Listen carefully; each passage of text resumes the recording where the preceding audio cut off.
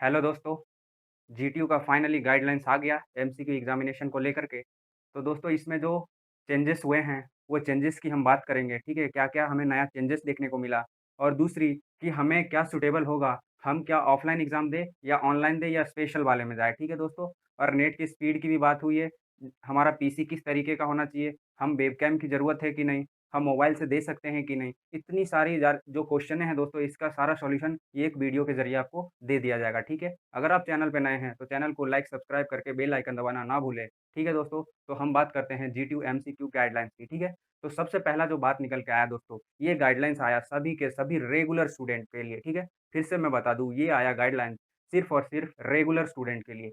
यानी कि अगर रेगुलर स्टूडेंट या तो यूजी के हो, अंडर ग्रेजुएशन कोर्स के हो या डिप्लोमा कोर्स के हो या पोस्ट ग्रेजुएशन कोर्स के हो, उनके लिए ही ये एग्ज़ाम देने के लिए आया, ठीक है? लास्ट तक के गाइडलाइंस में क्या बताया जा रहा था कि पीजी के दोनों स्टूडेंट अपीयर हो सकते हैं, या तो रेगुलर के या रिमीडियल के। बाकी नीचे के किसी रिमीडियल की बात ही नहीं हुई थी। रिमीडियल की बात हुई थी सिर्फ़ पोस्ट ग्रेजुएशन के। अब उनको भी हटा दिया गया है, यानी कि उनका कंसिडरेशन नहीं किया गया है और क्यों नहीं किया गया उसकी बात हम नहीं बोल सकते, ठीक है? पर इस गाइडलाइन में उनको हटा दिया गया है। सिर्फ़ और सिर्फ़ रेगुलर स्टूडेंट की ही बात किए हैं, ठीक है? तो एमसीक्यू आपको क्लियर हो गया कि कौन दे सकते हैं, सभी के सभी फाइनल ईयर के रेगुलर स्टूडेंट, ठीक है? अब इसकी क्लासिफ़िकेशन करेंगे दोस्तों, तो ये जाएगा, एक ऑनलाइन होगा और दूसरा ऑफ़लाइन होगा, ठीक है? ये भी हम क्यों चूज़ करेंगे कौन-सा उसकी भी हम एकदम कंप्लीट बातें करेंगे, ठीक है? अगर ये दोनों भी नहीं हम दे पाते हैं, कोई ना कोई कारण से, तो उसके लिए हमें जाना होगा सितंबर में, एट द एंड ऑफ सितंबर वो देंगे स्पेशल एमसीक्यू एग्ज़ामिनेशन देंगे, ठीक है दोस्तों? जो एट द एंड ऑफ सितंबर देंगे। सबसे पहले बात आती है ऑनलाइन एग्ज़ामिनेशन की। अगर हम ऑनलाइन प्रेफ़र करेंगे तो क्या होगा? सबसे पहली रिक्वायरमेंट कि इसका जो नेट का स्पीड है 512 केबीपीएस का होना चाहिए, ठीक है? ये बातें आपको समझ आई? अगर 512 एमबीपीएस की नेट है, तो कोई बात नहीं। अब इसकी भी और अलग-अलग है कि हम किस मोड के ज़रिए दे सकते हैं। तो जो सबसे पहले पहला मोड आया वो है डेस्कटॉप, दूसरी जो आई वो है लैपटॉप, तीसरा जो निकल के आया दोस्तों मोबाइल फ़ोन, चौथा जो निकल के आया वो है बोल सकते हैं आप आईपैड तो नहीं बोलेंगे, टैबलेट बोलेंगे, ठीक है? ये निकल के आया, ये 4 तरीके। इसमें भी अलग-अलग क्राइटेरिया है वो मैं आपको अच्छे से दूँगा एकदम कंप्लीट इन्फॉर्मेशन, ठीक है? तो सबसे पहले निकल के आई दोस्तों यानी कि डेस्कटॉप यानी कि पीसी। अगर हम वो प्रेफ़र करते हैं तो उसमें क्या होता है ना वायरिंग सिस्टम होता है। आपके पास वाई-फाई तो ईज़िली अवेलेबल है, वाई-फाई में तो नो डाउट कहीं पे कोई क्वेरी नहीं आएगी, कोई प्रॉब्लम नहीं आएगा। पर किसी न किसी कारण से अगर आपका पीसी बंद हो जाता है, तो क्या वहीं से रीस्टार्ट हो पाएगा एग्ज़ाम? तो जी हाँ, नहीं, ये एग्ज़ाम वहाँ से स्टार्ट नहीं हो पाएगा। यानी कि अगर आपको 1 घंटे दिए जाते हैं, तो आपके 1 घंटे में से ही माइनस होगा और फिर से स्टार्ट होगा। और लास्ट टाइम क्या हुआ था जो मॉक टेस्ट लिया गया था, उसमें क्या था 2 बात कही गई थी कि अगर 1 छोड़ 2 बार अगर कोई प्रॉब्लम आता है आपके साथ, आपके यूज़र आईडी पे, तो ऑटोमैटिकली सबमिट कर दिया जाएगा आपने जितना क्वेश्चन अटेंड किया होगा वहीं पे। तो यहाँ पे भी कुछ ऐसा हो सकता है दोस्तों, ठीक है? तो मैं आपको रिकमेंड करूँगा कि आप ये डेस्कटॉप वाली ऑप्शन पे चूज़ ना करें, ठीक है? तो ये मैं प्रेफ़र नहीं करूँगा। अगर लैपटॉप की बात करते हैं, तो लैपटॉप में बैकअप वाले सिस्टम अवेलेबल होता है। यहाँ पे कोई वायरिंग की झंझट नहीं होता है। अगर आपके पास वाई-फाई है, तो आप ईज़िली एक्सेस कर सकते हो, ठीक है? या तो मोबाइल डेटा के ज़रिए भी क्योंकि नॉमिनल 512 हर जियो मोबाइल फ़ोन में आता है, यानी कि नेटवर्क पे आता ही है इतना नेट, ठीक है? तो आपके लिए क्या रहेगा, लैपटॉप बेस्ट रहेगा। यहाँ पे कॉलिंग तो आती नहीं है किसी की। अब बात करेंगे मोबाइल का, ठीक है? तो मोबाइल भी अच्छा माना जा सकता था, क्योंकि हमारे हाथों के ज़रिए सबसे ज़्यादा यूज़ किया जाता है दिन भर में, वो है मोबाइल फ़ोन। हर चीज़ें से हम अवेयर होते हैं मोबाइल फ़ोन का। पर इसमें प्रॉब्लम यही है कि आपका कॉल कभी भी किसी का आ सकता है। आपके फ्रेंड को पता है कि आपकी एग्ज़ामिनेशन है, पर आपके सारे फैमिली मेंबर को नहीं पता है कि क्या आपकी एग्ज़ामिनेशन है। तो इसके लिए मैं बोलूँगा फ़ोन आप बिल्कुल भी यूज़ ना करें। अब बात आती है टैबलेट की, तो टैबलेट में भी सिम कार्ड होता है, ठीक है? तो ये तो हम कर सकते हैं अगर सिम निकाल सकते हैं 1-2 घंटे के लिए और मोबाइल डेटा का यूज़ कर सकते हैं दूसरे का यानी कि वाई-फाई या हॉटस्पॉट लेके हम काम चला सकते हैं, ठीक है? तो मैं टैबलेट का भी प्रेफ़रेंसेस दूँगा कि अगर आपको ऑनलाइन मोड के ज़रिए आना है, तो आपके लिए जो बेस्ट सूटेबल रहेगा वो रहेगा लैपटॉप और दूसरा रहेगा टैबलेट, ठीक है? टैबलेट में भी अब बात करेंगे कि कौन-कौन से क्या होगा, ठीक है?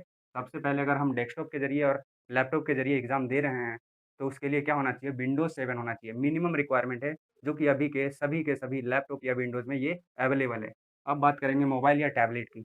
मोबाइल या टैबलेट की बात करते हैं दोस्तों, तो यहाँ पे बात किया गया है एंड्रॉइड वर्ज़न 6 जो कि अभी के जितने भी लेटेस्ट मोबाइल फ़ोन हैं, सभी में ये तो अवेलेबल है एंड्रॉइड 6 ठीक है ना? तो यहाँ भी आपको कोई परेशानी आएगा नहीं।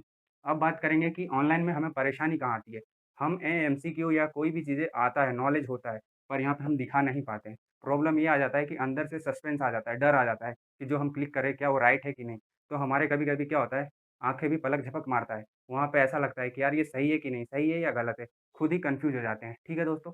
अब इसके लिए और भी क्या एक लास्ट बात रखी गई, pre trial test. Pre trial test क्या होता है कि जैसे कि लास्ट में क्या हुआ था कि लास्ट सेमेस्टर देखा जाए तो 246 of degree and 24 of diploma, उसमें उनकी भी एग्ज़ाम ऑनलाइन लेने की बात कह रहे थे। उससे पहले उन्होंने क्या लिया, एक मॉक टेस्ट।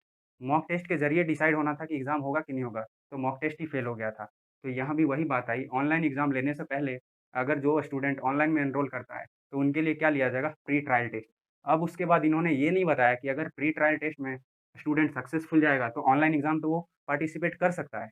अगर ये प्री ट्रायल टेस्ट ही किसी न किसी कारण से स्टूडेंट फेल होता है उसमें, यानी कि उनका वर्किंग वर्किंग कंडीशन में उसका लैपटॉप, पीसी या मोबाइल डाटा या जैसे भी कर रहे थे, वहाँ पे किसी न किसी कारण से प्रॉब्लम आ गया, तो उसको कहाँ पे कंसीडर किया जाएगा, इस गाइडलाइंस में अभी तक भी नहीं बताया गया है। ठीक है दोस्तों? तो और ये फॉर्म भरने की जो डेट आ गई है 21 तारीख से 23 तारीख तक, तो मैं क्या सजेस्ट करूँगा कि आप इसके लिए इंतज़ार करें और नई गाइडलाइन आने की इंतज़ार करें, ताकि वहाँ पे क्लियर हो कि क्या होगा प्री ट्रायल टेस्ट में अगर कोई परेशानी आती है तो। ठीक है? अगर चीज़ें 23 तारीख से पहले आ जाता है, यानी कि आप 22 तारीख के शाम तक ही फॉर्म भरने की ट्राई करना, अभी जल्दबाज़ी मत करो। हड़बड़ी में गड़बड़ी नहीं होनी चाहिए। अब हम बात करेंगे ऑफ़लाइन एग्ज़ामिनेशन की। ये वो वैसा एग्ज़ाम है जो अभी तक हम देते आ रहे थे। सेमेस्टर 1 टू 7 यही दिए हैं। तो ये यहाँ पे हमें डर है ही नहीं, और एमसीक्यू की अगर बात आती है तो 11th-12th भी गुजरात बोर्ड का एमसीक्यू ही होता है। तो वहाँ भी हम अच्छे तरीके से रट्टा मार के या जैसे भी करके वो एमसीक्यू देने की वहाँ भी प्रैक्टिस है। तो हमें यहाँ पे डर नाम की चीज़ कोई है नहीं, ठीक है? इसके लिए खाली एक ही चीज़ का परेशानी आएगा, वो क्या है? अगर हम लोकल एरिया में रह रहे हैं, तो कोई सिटी एरिया में कॉलेज होगा, या तो हमारे घर से करीबन 20 से लेके 30 किलोमीटर में भी कॉलेज होगा, तो हमें वहाँ जाके एग्ज़ाम देना होगा, ठीक है? इसमें यही परेशानी आएगी और तो कुछ आएगा नहीं। लिखने में या एग्ज़ाम देने में तो कोई प्रॉब्लम होगा नहीं कहीं पे। तो मैं यही रिकमेंड करूँगा दोस्तों कि अगर आपके पास चीज़ें आपको आती है, आपको समझ आता है, तो आप क्या है ना, ऑफ़लाइन में पार्टिसिपेट लो, ठीक है? ऑनलाइन में अभी भी बहुत झमेला है। अगर आप मानते हो कि नहीं, हम एकदम ऑनलाइन देने लायक हैं, हमें चीज़ें आता है, हमें कोई परेशानी नहीं है, तो आप ऑनलाइन जाओ। मैं आप लोगों को प्रेशर नहीं कर रहा हूँ। पर as compared to online, offline best रहेगा, क्योंकि यहाँ पे जो रीडिंग आवर्स है, यानी कि रीडिंग टाइम है, ये भी काफ़ी मिल जाएगा, क्योंकि ये एग्ज़ाम होने जा रहा है 17/8/2022 को, 2020 को, ठीक है ना? 17/8/2020 को होने वाला है और ये 30 तारीख को होने वाला है। 30/7/2020। प्री ट्रायल टेस्ट जनरली 2 या 3 दिन पहले लिया जाएगा, यानी कि 27 या तो 28 को प्री ट्रायल टेस्ट ले लिया जाएगा, ठीक है? अगर आपके पास फिर भी टाइम है, आपको कहीं नहीं जाना, आपको लगता है कि हम डिग्री लेके भी कहाँ जाएँगे, आप आराम से दो एग्ज़ाम फिर, आपको कोई जल्दबाज़ी नहीं है, तो आप सितंबर वाले में दो, वो भी तो ऑप्शन अवेलेबल है, इसको क्यों छोड़ोगे? यहाँ पे स्पेशल एमसीक्यू एग्ज़ामिनेशन लेना, वो भी ये तो गारंटी है कि ये ऑफ़लाइन ही होना है। यहाँ से भी आपको आइडिया लग जाएगा, यहाँ से भी लग जाएगा कि पेपर का डेप्थ क्या है, पैटर्न क्या है और कितने हद तक सवाल आया हुआ है। कुछ ना कुछ तो यहाँ और यहाँ से आपको मैच करेगा ही सवाल। अगर आपको लगता है कि हमारे पास टाइम ही टाइम है और हम आराम से दें, तो आप बिल्कुल ये वाली एग्ज़ाम को प्रेफ़रेंस दे सकते हो। ये भी एक एग्ज़ाम ही है, इसको क्यों नेग्लेक्ट कर रहे हो?